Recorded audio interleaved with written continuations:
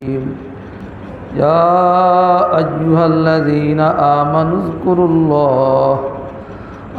اذكروا الله ذكرا كثيرا وسبحوه بكرة وأصيلا هو الذي يصلي عليكم وملائكته ليخرجكم من الظلمات إلى النور وكان بالمؤمنين رحيما تحيتهم يوم يلقونه سلام وأعد لهم أجرا كريما صدق الله مولانا العظيم وصدق رسوله النبي الكريم ونحن على ذلك من الشاهدين والشاكرين ربنا تقبل منا إنك أنت السميع العليم وتب علينا إنك أنت التواب الرحيم والحمد لله رب العالمين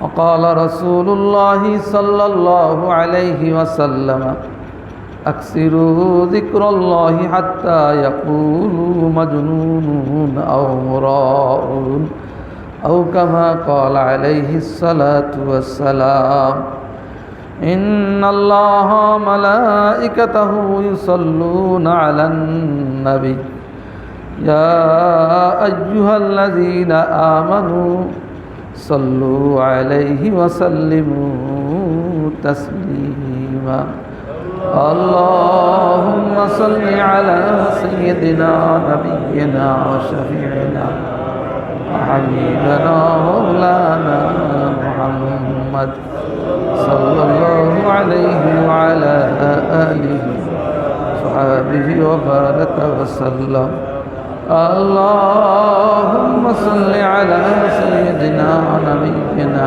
وشفيعنا وحبيبنا مولانا محمد صلى الله عليه وعلى آله وأصحابه وبارك وسلم मुअज़्ज़ज़ मोहतरम प्यारे हाज़िरीन आशिकीन जाकिरीन शाकिरीन अल्लाह पाकेर बंदा जनाब रसूलुल्लाह सल्लल्लाहु अलैहि वसल्लम प्यारा उम्मतगण अल्लाह पाकेर लाखों कोटी शुक्रिया अल्लाह पाकेर खास रहमते 1446 हिजरी आरबी सनेर अष्टम मासेर 13तम रजनीते अर्थात पवित्र शाबान मासेर 13तम रजनीते बांग्लादेश मुजाहिद कमिटी খুলনা সদর থানা শাখা কর্তৃক আয়োজিত মাসিক ইজতেমা সবগুজারির মাগরিবের নামাজে আল্লাহ পরে আল্লাহ পাক প্রথম বৈঠকে আমাদেরকে আসার ও বসার তৌফিক দান করলেন। শুকরিয়া তান সবাই বলি আলহামদুলিল্লাহ। জিকিরের মজলিস, জিকিরের ফায়দা কায়দা, মৌতের মোরাকাবা। জিকির অর্থ স্মরণ করা। কার স্মরণ করা? আল্লাহ পাকের স্মরণ করা। আর আল্লাহ পাকে স্মরণ করলে কি লাভ? আল্লাহ পাক নিজেই বলে ফাযকুরুনি আযকুরকুম, তুমি আমার জিকির করবা, আমিও তোমার জিকির করব। বলেন সুবহানাল্লাহ। যেহেতু কোনো আমল সম্পর্কে আল্লাহ পাক বলেন নাই তুমি নামাজ পড়লে আমি নামাজ পড়ব, তুমি রোজা রাখলে আমি রোজা রাখবো, তুমি হজ করলে আমিও হজ করব, তুমি জিহাদ করলে আমিও জিহাদ করব, এমন কোনো কথা আল্লাহ পাক কোনো আয়াতে আল্লাহ পাক বলেন নাই। কিন্তু বান্দাকে বলে তুমি যদি জিকির করো আমিও তোমার জিকির করো। বলেন সুবহানাল্লাহ। আল্লাহ পাকের জিকির ভিন্ন, আপনার আমার জিকির ভিন্ন। যেহেতু জিকির আমি আপনি আল্লাহ পাকের স্মরণ করব, ইয়াদ রাখবো, দিলের ভিতরে আল্লাহকে কখনো ভুলবো না, আল্লাহ পাক আপনাকে আমাকেও কখনো ভুলবেন না। বলেন সুবহানাল্লাহ। তবে জবানের জিকির দ্বারা আল্লাহ পাকের আরশের সামনে যে হাদিসে কুদসি ভিতরে আসছে, যদি তুমি জিকির জোরে জোরে করো, আমার মজলিসে মানজাকেরানি যে ব্যক্তি মনে মনে জিকির করে আমিও তার মনে মনে দিলে দিলে আমার কুদরতে দিলে তার স্মরণ করি। যদি কোনো মজলিস মিলায় যদি কেউ বড় মজলিসে জিকির করে, আমি আল্লাহ পাক আমার সামনে আরশবাহী ফেরেশতাদের সামনে তার স্মরণ করি। বলেন তবে তুমি জিকির করবে এবারে দুনিয়াতে অল্প সময়, আমি মাওলা তোমার জিকির রাগ করবো দুনিয়া ও আখিরাতে। বলেন তুমি জিকির করবা তোমার হায়াত মতো, সামান্য জিন্দেগি মতো, আমি আল্লাহ পাক আমি অনন্ত অনাদি, আমি তোমার জিকির করব, তোমার স্মরণ রাখবো অনন্ত অনাদি। বলেছে এই জন্য যত ওলি আল্লাহরা মারা যায় দুনিয়ার কত কোটিপতি কত রাজা বাদশাহ মারা যায়, তাদের কবর কেউ চেনে না, আছে না এরকম? কোথায় কোন মোগল্লা কোথায় কোন জায়গায় শুয়ে রয়েছে, কয়জনের চেনে, কয়জনের নাম তাদের নাম জানে। কিন্তু খাজা মঈনুদ্দিন চিশতি রহমাতুল্লাহ আলাইহিরা 600-700 বছর আগে আজও তো মনে হয় যেন প্রত্যেকটা ঘরে ঘরে মঈনুদ্দিনের নাম, প্রায় মহল্লায় মহল্লায় মঈনুদ্দিন আছে। কি কথা ঠিক না বে ঠিক? মঈনুদ্দিন চিশতি রহমাতুল্লাহ আলাইহির নাম দুনিয়া এখনও পর্যন্ত, এজন্য প্রফেসর আর্নাল্ড একজন ইংরেজ ঐতিহাসিক লিখছিল যে মানুষ মরিয়াও যে রাজত্ব করে এটা আমার জানা ছিল না। ভারতবর্ষে যাওয়ার পরে আমার এটা বুঝে আসছে, আজমির থেকে যত রাজা বাদশাহী যাক, যখন যে ধরনের ক্ষমতাসীনটা হোক না কেন, যেহেতু মানুষ মরে গেলে তার কবরে কার কোনো শ্রদ্ধা থাকে না, কেউ তাকে ভালোবাসে না, তার শ্রদ্ধা থাকে না। কিন্তু রাজা বাদশাহ হোক আর যেই হোক না কেন, তার সামনে দিয়ে যাইতে গেলে ওখান থেকে শ্রদ্ধা না জানায় কোনো রাজা বাদশাহ সেখান থেকে মন্ত্রী মিনিস্টাররা যায় না। বলেন সুবহানাল্লাহ। এজন্য দুনিয়ায় মানুষ রাজা বাদশাহ মারা গেলে তাকে ওইভাবে তার নামের সঙ্গে কেউ সম্মানের সঙ্গে রহমাতুল্লাহ আলাই বলে না। কি কথা ঠিক না বে ঠিক? আমাদের বাংলাদেশের অনেক মানে বাদশাহ রাজা প্রেসিডেন্ট চলে গেছে, তাদের নাম নেওয়ার সময় কেউ রহমাতুল্লাহ বলে না, বলে নাকি? কিন্তু অলি আল্লাহদের নামে শুধু যদি খানদান আলী বলে, রহমাতুল্লাহ আলাই বলে। হযরত শাহজালাল ইয়ামানি রহমাতুল্লাহ আলাইহি, নাকি শামসুল হক ফরিদপুরি রহমাতুল্লাহ আলাইহি। মানুষ রাজা বাদশাদের সম্মান করে, সামনেতে খাওয়ায় দেয়, মানে ভালো করে ভালো আয়োজন করে, যখন তাকে সামনেতে চলে যায় পিছনে তার নিন্দা মন্দ গালিগালাজ শুরু করে। কিন্তু একজন ওলি আল্লাহর নাম মানুষ ভুলেও তার অপমানসূচক কোনো কথা তার নামে বলেন না। কথা ঠিক না বে ঠিক? এই জন্য জিকিরের দ্বারা লাভ কি? আল্লাহ পাক নিজেই বলে, ফাযকুরুনি আযকুরুকুম, তুমি আমার জিকির করো, আমি আল্লাহ তোমার জিকির করব। তুমি জিকির রাখবে আমার ইতাআতের মাধ্যমে, তুমি জিকির করবে আমার আনুগত্যের মাধ্যমে, আমাকে কখনো ভুলবে না, আমার নাফরমানি করবে না। আমি তোমার জিকির করো বিল ইনায়াতে, আমি আল্লাহ পাক তোমার পুরস্কার দুনিয়াতেও দেব, আখিরাতে অনন্ত অনাদিকাল তোমার পুরস্কার দিতেই থাকবো। বলেন সুবহানাল্লাহ। এজন্য জিকিরের ফজিলাত আল্লাহ পাক রব্বুল আলামিন তার নিজের কালামুল্লাহর ভিতরে নিজে বলে, আইয়ুহাল্লাযীনা আমানুযকুরুল্লাহ, হে আমার বিশ্বাসীরা, এই ইমানদারেরা, আমি মাওলা পাকের জিকির করো। কি পরিমাণ জিকির করবে? আল্লাহ পাক বলে, যিকরান কাসীরা, বেশি বেশি পরিমাণ জিকির করো। বেশি বেশি পরিমাণ জিকির করলে কি হবে? আল্লাহ নিজেই বলে, হুয়াল্লাযী ইউসাল্লি আলাইকুম ওয়া মালাইকাতুহু লিইখরিজাকুম মিনাজ যুলুমাতি ইলান নূর ওয়া কানা বিল মুমিনিনা রহিমা। আমি আল্লাহ পাক তোমার জীবনটা রহমতে রহমতে ভরে দেব। বলেন আল্লাহু আকবার। 3টা নগদ পুরস্কার পাবা। 1 নম্বর পুরস্কার হলো আমি তোমার জীবনটা রহমতে রহমতে ভরে দেব। 2 নম্বরে তোমাকে আমি মাওলা তোমার জীবনটা সুখময় করিয়া দেব, তোমার জীবনের সুখের কোনো অভাব থাকবে না। এবং 3 নম্বর হইল লিইখরিজাকুম মিনাজ যুলুমাতি ইলান নূর। আর তুমি গুনাহ ছাড়তে পারো না, আমি আল্লাহ পাক তোমাকে গুনাহ থেকে ছুটাইয়া ফেলবো। বলেন সুবহানাল্লাহ। তুমি মহব্বত করছো গুনার প্রতি, ওদিকে আমি মাওলার জিকির করবা, আর ওদিকে গুনাহও করবা। আমি যে আমার জিকির করবে সে আমার হাবিব হইয়া যায়, বন্ধু হইয়া যায়। আমি আল্লাহ তার যদি সে গুনাহ করে, আমি আল্লাহ তবিব হইয়া যাই, ডাক্তার হইয়া যায়। এজন্য আমার হাবিব যে আমার প্রিয়, তাকে আমি গুনার ভিতর থাকতে দেই না। লিইখরিজাকুম মিনাজ যুলুমাতি ইলান নূর। বেশি বেশি জিকির করলে অন্ধকারে, গুনার অন্ধকার থেকে আল্লাহ পাক হেদায়েতের নূরের ভিতরে বের করে নিয়ে আসবে। বলেন সুবহানাল্লাহ। এটা গেল 3টা পুরস্কার। আল্লাহ পাক তার জীবনটা রহমতে রহমতে ভরে দেবে। 2 নম্বর জীবনটা সুখময় করিয়া দেবেন। 3 নম্বরে আল্লাহ পাক গুনাহ ছাড়তে পারে না, গুনাহ থেকে আল্লাহ পাক বের করে নিয়ে আসবেন, অর্থাৎ গুনাহ থেকে ছুটাইয়া নিয়ে আসবেন। বলেন সুবহানাল্লাহ। ওয়া কানা বিল মুমিনিনা রহিমা। কারণ কি? আমি আল্লাহ পাক পরম দয়াময়। বলেন সুবহানাল্লাহ। আমি আমার মুমিনদের পরে অতি দয়ালু। অতি দয়ালুর কারণে আমি আল্লাহ পাক তোমাকে জীবনটাও রহমতে ভরে দেব, তোমার জীবনটা আমি সুখময় করিয়া দেব। আমি আল্লাহ পাক তোমাকে গুনাহমুক্ত জীবন দান করব।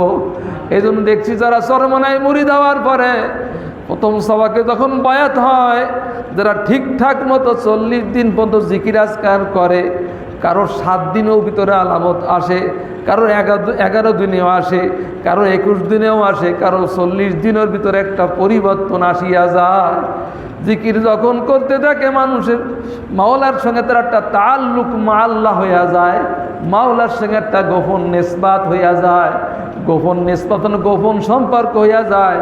কারোর সঙ্গে কারোর প্রেম হইলে, মহাব্বত হইলে, তার নাম শুনলে চোখে পানি আসে। इब्तिदाई इश्क की रोता है क्या, आगे आगे बढ़ो देख लो आखिर होता है क्या। আরে প্রেমের প্রথম সূচনা হইল, প্রথম তার চোখ দিয়ে পানি আসতে থাকবে, আচানক চোখে পানি আসতেই থাকবে। এজন্য দেখছি যে সমস্ত নতুন ভাইরা নিয়মিত 2 বেলা সবক ঠিকঠাক মতো আদায় করছে, দেখছি শুধু চোখে পানি আর পানি, কথা বলে আর পানি, দোয়া চায় আর পানি। যেহেতু যখন কোনো যখন বান্দা একবার ডাক দেয়, আল্লাহ পাক 10 বার তার ডাকে সাড়া দেয়। যখন কোনো বান্দা জিকিরে বসিয়া যায়, আল্লাহ পাক হাদিসে কুদসির ভিতরে বলে, আনা জালিসুম মান যাকারানি, আমার বান্দা যখন জিকিরে বসিয়া যায়, আমি মাওলা কুদরতিভাবে তার সঙ্গে বসিয়া যায়। দুনিয়া যদি কেউ কারোর সঙ্গে 1 দিন 2 দিন 3 দিন 5 দিন 7 দিন যদি উঠা বসা করে, তার সঙ্গে একটা তার মহব্বত হইয়া যায়, ভালোবাসা হইয়া যায়। আমার বান্দা বান্দি যখন আমাকে নিয়ে বসিয়া যায়, আমি মাওলার সঙ্গে কুদরতি একটা মহব্বত তাল্লুক তার সঙ্গে হইয়া যায়। বলেন সুবহানাল্লাহ। দুনিয়া তো অসংখ্য অগণিত ফজিলাত আছে, তো আল্লাহ পাক বলে দেখো, কিন্তু এরপরে তোমার নগদ পুরস্কার পাবা যখন ইন্তেকাল করবা, দুনিয়ার থেকে বিদায় নিবা, সেদিন আমি মাওলা পাকের পক্ষ হইতে একটা সালাম পাবা। তাহিয়াতুহুম ইয়াউমা ইয়ালকাউনাহু সালাম। যখন কোনো বান্দা বান্দি দুনিয়ার থেকে বিদায় হইতে থাকে, আল্লাহ পাকের বান্দাকে আল্লাহ পাক তখন সালাম জানায়। এই সালাম জানাইলে বান্দা খুশি হইয়া বাগ হইয়া যায়, চেহারাটা নুরানি হইয়া যায়, এমন একটা হাসি দেয়, ওই হাসির সঙ্গেই রুহুটা বাহির হইয়া যায়। এজন্য মৌতের পরে আল্লাহর ওলিরা যখন মারা যায়, যতই সময় বাড়ে ততই চেহারা উজ্জ্বল হয়, যতই সময় যায় ততই চেহারা উজ্জ্বল হয়। বলেন সুবহানাল্লাহ। এবং আল্লাহ পাক বলে দেখো, দুনিয়াতে এত পুরস্কার, আখিরাতে কি পুরস্কার রাখছি তো একটু শুনে রাখো। ওয়া আ'আদ্দা লাহুম আজরান কারীমা, আমি আল্লাহ স্বয়ং তার জন্য সম্মানজনক পুরস্কারের ব্যবস্থা রাখছি।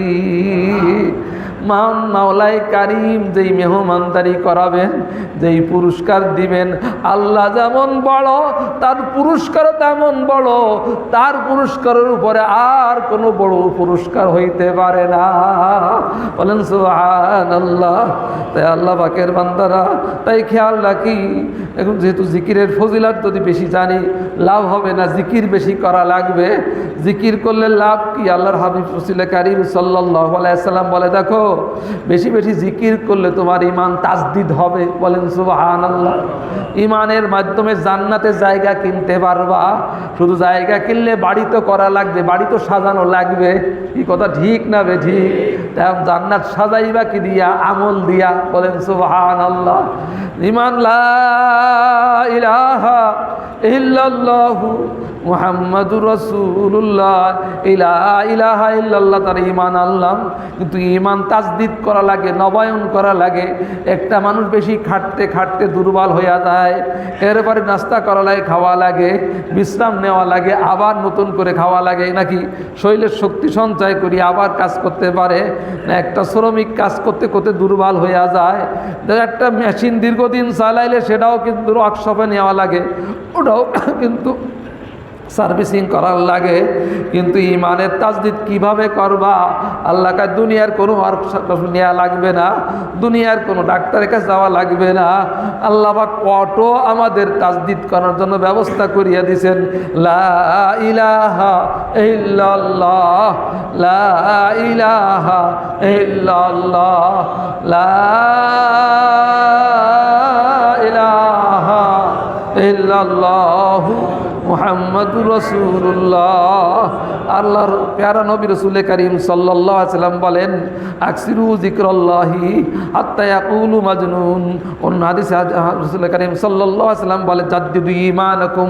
কিলা ইয়া রাসূলুল্লাহ কাইফা নুজাদ্দিদু ঈমানানা? ক্বালা আকসিরু মিন কাওলি লা ইলাহা ইল্লাল্লাহ। রাসূল করিম সাল্লাল্লাহু আলাইহি ওয়াসাল্লাম বলে, তোমাদের ঈমানকে তাজদীদ করো, নবায়ন করো। সাহাবায়ে কেরাম বলে, ইয়া রাসূলুল্লাহ, হাবিবাল্লাহ, কিভাবে ঈমানকে তাজদীদ করব, নবায়ন করব, শক্তিশালী করব? রাসূল করিম সাল্লাল্লাহু আলাইহি ওয়াসাল্লাম বলে, তোমরা জবানে বলতে থাকবা লা ইলাহা ইল্লাল্লাহ, লা ইলাহা ইল্লাল্লাহ, লা ইলাহা ইল্লাল্লাহ মুহাম্মাদুর রাসূলুল্লাহ। যারা আল্লাহর হাবিব সাল্লাল্লাহু আলাইহি ওয়াসাল্লামের পরামর্শ অনুযায়ী ঈমানকে শক্তিশালী করতে চান, ঈমানকে তাজদীদ করতে চান, নবায়ন করতে চান, তারা বেশি বেশি লা ইলাহা ইল্লাল্লাহ বলবেন। যে লা ইলাহা ইল্লাল্লাহ বেশি বলবে, মুসা আলাইহিস সালাতু ওয়াস সালামের তাওরাতের ভিতরে আল্লাহ পাক বলেন যে আখিরি জামান মুসা আলাইহিস সালাম জিজ্ঞাসা করে, আল্লাহ শেষ জামানার নবী কেমন, নবীর উম্মত কেমন হবে?